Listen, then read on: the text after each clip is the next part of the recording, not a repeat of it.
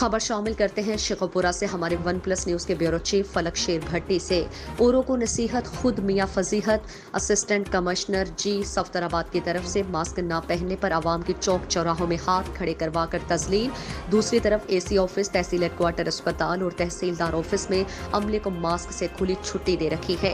हुकूमती अहकाम तो ये है कि दफातर के अंदर कोरोना की तीसरी लहर के दौरान अमला SOPs पर अमल दरामद करवाने में मशगूल हो और आवाम तक ये तासुर भी जाए, मगर सफ्तराबाद के अंदर गंगा उल्टी बह रही है। एसी की नाक के नीचे उनके अपने मातहत एहलकार कोरोना SOPs के डंके की चोट पर धज्जियां उड़ा रहे हैं।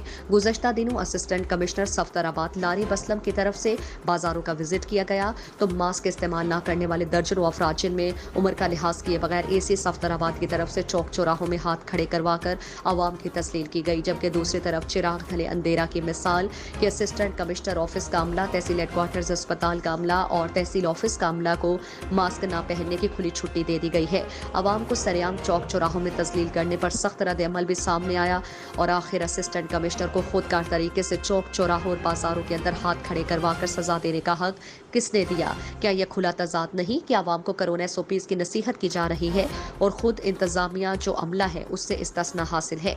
अवामी हलकों ने वज़ीर आला पंजाब से उस पर सख्त नोटिस का मुतालिबा किया है।